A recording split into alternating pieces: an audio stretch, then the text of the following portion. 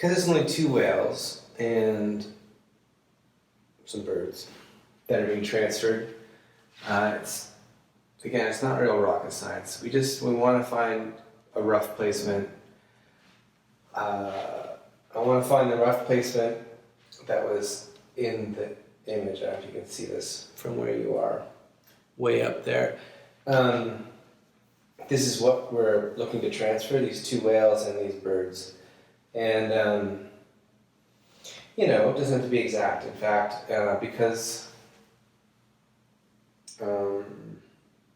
but the orientation is really important. This curve is important, so to make sure that we're transferring it. So here's the process. I basically print out this black and white image. This has been reversed, flipped, because it'll be a stamp. Printed out onto these acetate sheets, which is like, ages me a little bit, but, overhead projector sheets. Basically, we're going to be printing out this image onto the acetate sheet, and then using that as a stamp to get the image onto the thing. And the tricky part is, which you'll see, I think I'll do it as time lapse because it takes a bit of time. But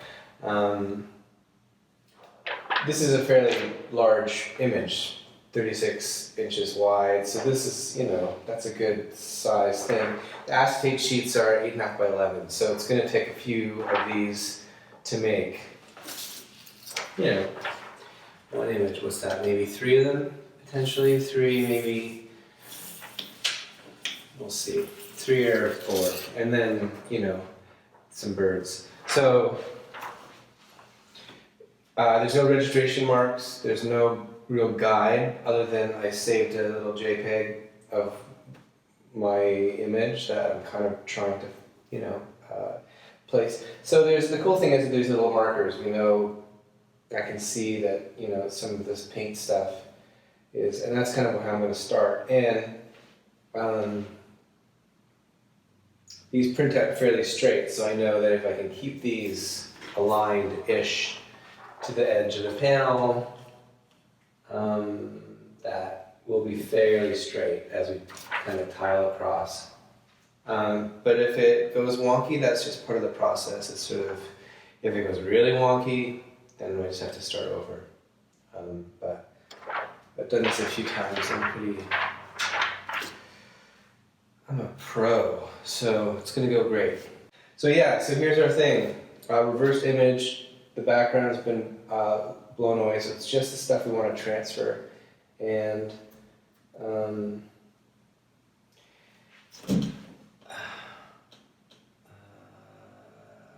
I'll do the first one while we're talking here, and then I'll just put it in the time lapse. But of course, I love technology. This is the part that, maybe part of why I'm exposing this process is because it's probably on its last legs for me. I think I'm gonna kind of move on from it. But so we only print, so you can see here, I think you can see, hopefully you can see this, how big the whale is. This is our print area, and so we have to kind of go a little bit by bit. So we're going to start here. Somewhere up in here is her nose.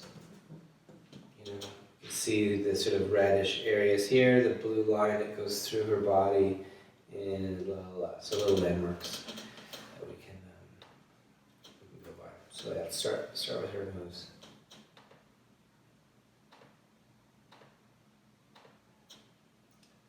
And we just print in little pieces.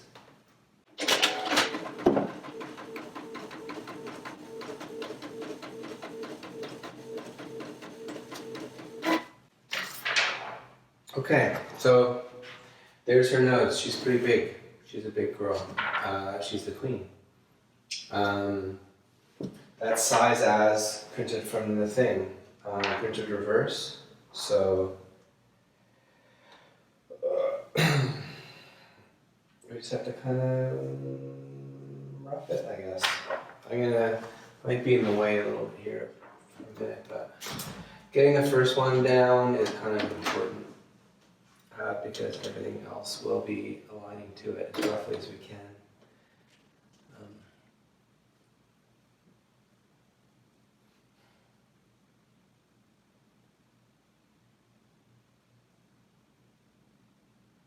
What's called that?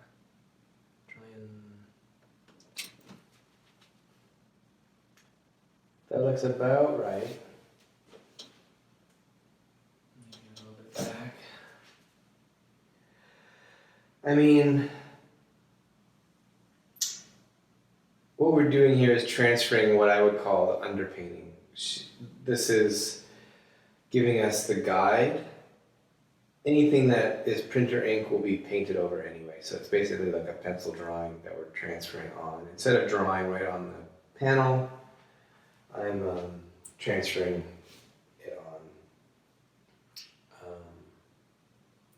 And again, the idea about the process, what I like about it is, instead of just tracing it like I would normally do, maybe to get a little drawing onto a big, as a mural or on a big piece, a lot of artists would just put a projector up and trace the thing, which is fine. But I love doing this process. It really excites me to to see this thing come together. So this is how it's been working for me lately. And so I guess all we're kind of looking for, I guess what the most important thing is that we're kind of fairly squarish. And then we just rub it on. This is where you can really fuck up your fingernails. Some of these pieces, like 4 by 7 feet, can take 50, 60 of these. There are burnishing tools, but I find using my hands is sort of the best. And you want to basically, I don't know, as a kid, did you ever do those iron-on, those transfer things, those things you use a pencil to like transfer on, basically like kind of iron-on stickers onto a background? This is that. Except we're making our own. I wonder maybe that's also what I like about it. Kind of the nostalgia of that. Anyway, what you want to do is, I've worked hard to get this way all the way. I like her with the charcoal and stuff. And even though she's getting painted over, I want as much of this on here as possible. And there's a lot of little tricky things about this. It looks easy. I make it look easy, right? It looks easy. But you don't want this to frequently things can like blah, blah, blah. The ink really smudges sometimes, gets, if there's big black areas, it just sort of,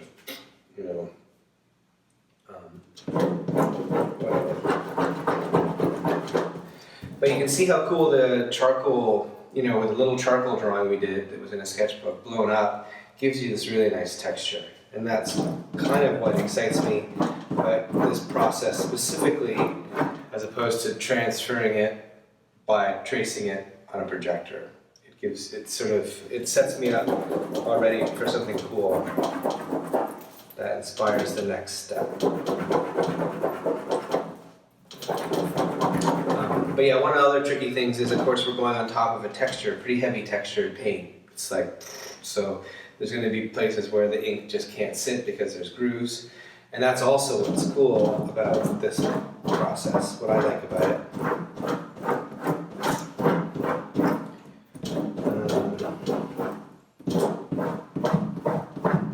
I love stencils and stamps and that kind of shit, so the process inspires. So you can see kind of how it's going. It actually looks pretty good.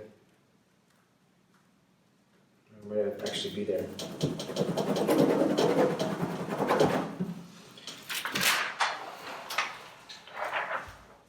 So there, she's coming. I think And then yeah, really what I do is I reuse these because this is like a mono print, mono stamp,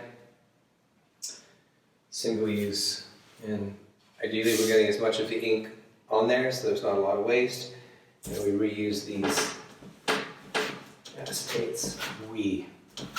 Me, and all the parts of me are doing this. And all the kids at home.